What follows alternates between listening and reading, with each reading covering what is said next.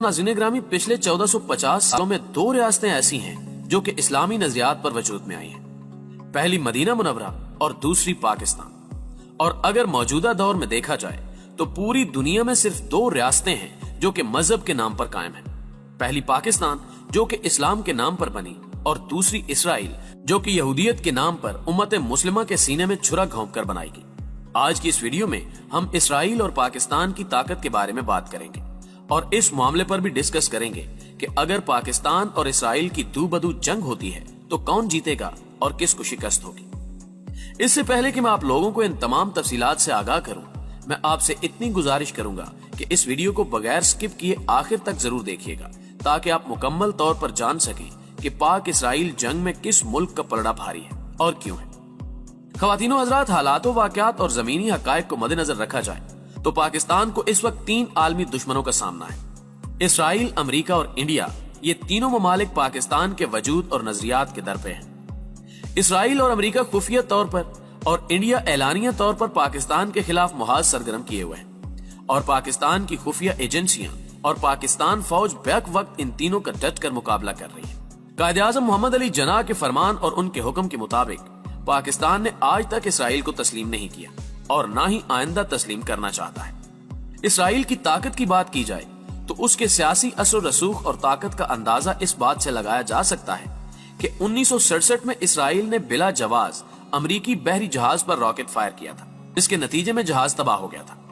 मगर बदला लेना तो दूर, अमरीका को सुपर पावर होने के बावजूद इतनी हिम्मत ना हुई कि इस मामले में इसराइल की बाज पुरसी कर सके, क्योंकि अमरीका जानता था कि पूरे मशरिक़े वुस्ता में इसराइल वाहिद मुल्क है जो अमरीकी मुफादात का तहफ़्फ़ुज़ करता है, और इसराइल अमरीका की इस कमजोरी का भरपूर फायदा उठाता है और अमरीका के जरिए अपने हर नाजायज काम को भी जायज करार दिलवाता है, जिसकी ताज़ा मिसाल इसराइल के बैतुल मक़दस पर कब्जे को कानूनी तौर पर तस्लीम करना है। और 2017 में जब ट्रंप ने अमरीकी सिफारत खाना बैतुल मक़दस मुंतकिल करने का ऐलान किया तो अक़वाम मुत्तहिदा में इसकी मुखालफत पर बड़ा शोर उठा और इसराइल के खिलाफ करारदाद भी मंजूर कर ली गई। मगर फिर भी इसराइल ने किसी भी करारदाद को मानने से इनकार कर दिया था, और इस वक्त अमरीकी सरपरस्ती ही इसकी सबसे बड़ी ताकत है। अगर यूं कहा जाए कि इन दोनों की दोस्ती ही इनकी सबसे बड़ी ताकत है।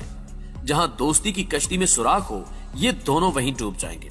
इसराइल की मिलिट्री ताकत की बात की जाए तो अमेरिका, बरतानिया और फ्रांस इसे जदीद से जदीद असलहा फराम करते हैं और शदीद इंसानी खिलाफ वर्जियों के बावजूद इसका असलहा रोका नहीं जाता। हालांकि यही ममालिक पाकिस्तान या दुनिया के किसी भी मुल्क में सिर्फ शक की बिना पर ही असलहा रोक कर इंसानी हकूक के ठेकेदार बन जाते हैं। पाकिस्तान और इसराइल की जंगी ताकत, हथियारों और फतह के इम्कानात के बारे में बात की जाए तो इसराइल दिफाई लिहाज से दुनिया की 13वीं बड़ी ताकत है। ये इतनी तेज तरीन और अलर्ट फौज है कि 1967 में अरब इसराइल जंग में सिर्फ एक दिन में 350 मिस्री तैयारों को उड़ाने से पहले ही नाकाम बना दिया गया था, और बैक वक्त मिस्री, शामी और लबनानी एयरफोर्स को घुटने टेकने पर मजबूर कर दिया गया था, और सिर्फ 6 दिन में जंग उसने अपने नाम कर ली थी। इसकी कुल एक्टिव फौज 1,70,000 है और रिजर्व में 4.5 लाख फौजी मौजूद है। इसके अलावा इसराइली अवाम के लिए जंगी तरबियत भी लाजमी है। इसकी आबादी 85 लाख से जायद है और इसका दिफाई बजट तकरीबन 15.5 अरब डॉलर सालाना है। इसके पास 652 लड़ाका तैयारे हैं, जिनमें F-15, F-16 और 5th जनरेशन के F-35 मौजूद हैं, और इसकी फिजाइया का शुमार दुनिया की ताकतवर एयर फोर्सेस में होता है। इसके पास 2620 टैंक मौजूद हैं, और हाल ही में इसने अमेरिका और यूरोप की मदद से जंगी हथियारों की बहुत बड़ी इंडस्ट्री भी लगा ली है। यही वजह है कि इसराइल कम वक्त में ड्रोन बरामद करने वाला सबसे पहला बड़ा मुल्क भी बन गया है। टैंक, रोबोट, रात के वक्त तवील फासले तक देखने वाला दूरबीन और दीवार की दूसरी जानिब इंसानी नकलो हरकत जानने वाले आलात में ये खुद कफील हो चुका है। इसके पास अपना दिफाई मिसाइल सिस्टम आयरन डोम भी मौजूद है, जिसकी वजह से किसी भी मिसाइल हमले को फिजा में ही नाकारा बनाया जा सकता है। यहाँ मैं अपनी नाज़रीन की मालूमात में इजाफे के लिए इतना बताता चलूं कि इंडिया ने भी इसराइली ताउन से ये आयरन डोम बनाए थे और पाकिस्तान ने उसी वक्त इसका हल भी निकाल लिया था। अबाबील मिसाइल, जो कि इस आयरन डोम को तबाह करने की मुकम्मल सलाहियत रखता है, ये मिसाइल फिजा में पहुंचकर वक्फे से छोटे छोटे मिसाइल फेंकता है, जिससे किसी भी एंटी मिसाइल को तबाह किया जा सकता है। इसने एटमी हथियार भी बना रखे हैं, मगर अभी तक ऑफिशियली एटमी मुल्क होने का ऐलान नहीं किया गया, इसलिए इसे एटमी मुल्क नहीं समझा जाता। اسرائیلی معیشت کی بات کی جائے تو دنیا کے امیر ترین بل گیٹس جیسے افراد اسرائیل میں سرمایہ کاری کرتے ہیں، وہ اس لیے کہ اس نے ملک کو اندرونی طور کسی بھی جنگ سے محفوظ رکھا ہوا ہے اور سرمایہ کار اپنا سرمایہ محفوظ سمجھتے ہیں۔ اس کا جی ڈی پی 351 ارب ڈالر ہے، جبکہ پاکستان کا جی ڈی پی 304 ارب ڈالر ہے، اور اسرائیل اس وقت عرب خطے کی سب سے بڑی معاشی طاقت ہے۔ معزز دوستو، پاکستان کی بات کی جائے تو اس کے پاس سب سے مضبوط ترین جغرافیائی اور نظریاتی اساس ہے۔ جغرافیائی اعتبار سے دیکھا جائے تو تین بڑی طاقتوں چین، روس اور انڈیا کی آدھی معیشت کا انحصار پاکستان پر ہے، کیونکہ چین اور روس کو سی پیک تک رسائی پاکستان ہی کی بدولت ہو سکتی ہے، تبھی یہ افریقہ اور عرب ریاستوں سے تجارت کر سکتے ہیں۔ انڈیا کو بھی مشرق وسطی میں تجارت کرنے کے لیے پاکستان ہی کی راداری درکار ہوتی ہے۔ یہ ایشیا کے اس خطے میں واقع ہے جو خطہ عالمی سیاست اور معیشت کا محور بنتا جا رہا ہے۔ 9/11 کے ڈرامے کے بعد امریکہ بھی خطے میں اسی مقصد کے لیے آیا تھا، جس میں وہ ابھی تک ناکام نظر آ رہا ہے۔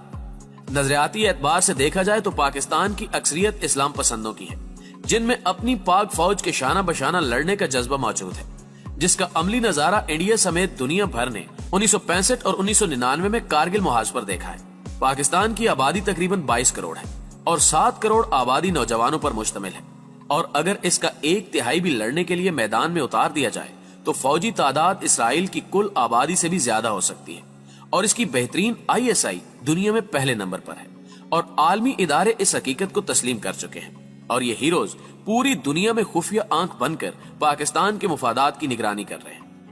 پاکستان کی فوج کے بارے میں بات کی جائے تو اس کا ماٹو تقوی اور جہاد فی سبیل اللہ پر ہے، جو کہ کسی بھی مغربی یا استعماری سامراج کو کھٹکتا ہے۔ اس کی فوج دنیا کی 5ویں بڑی فوج ہے۔ ایکٹیو فوجیوں کی تعداد 6.5 لاکھ سے زائد ہے۔ کولڈ وار ہو یا دہشت گردی کے خلاف محاذ آرائی، پاکستانی فوج کا کردار سب سے نمایاں ہے۔ اس طاقت کا اندازہ آپ اس بات سے لگائیں کہ جب 9/11 کے بعد امریکہ اور اس کے اتحادیوں نے دہشت گردی کے نیٹ ورک پوری دنیا اسلام میں پھیلائے تو 10 سال سے بھی کم عرصے میں اس نے TTP جیسے مسلح گروہوں کو مکمل طور پر کچل دیا۔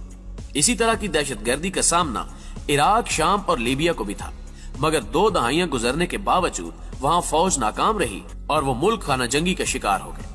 اسی طرح امریکہ اور 70 ممالک کا فوجی اتحاد پوری ٹیکنالوجی سے لیس ہونے کے باوجود افغانستان میں 2 دہائیوں میں اپنے مقاصد کو عملی جامہ نہیں پہنا سکا، اور مذاکرات کی دہائی دینے کے لیے پاکستان کی مدد لینے پر مجبور ہو گیا۔ پاک فضائیہ کی بات کی جائے تو اسی فضائیہ نے 27 فروری کو اسرائیلی جہاز گرا کر پائلٹ کو گرفتار کر لیا تھا۔ 1973 میں جب عرب اسرائیل جنگ جاری تھی تو اسرائیل پاک فضائیہ کی وجہ سے دھول چاٹنے پر مجبور ہو گیا تھا۔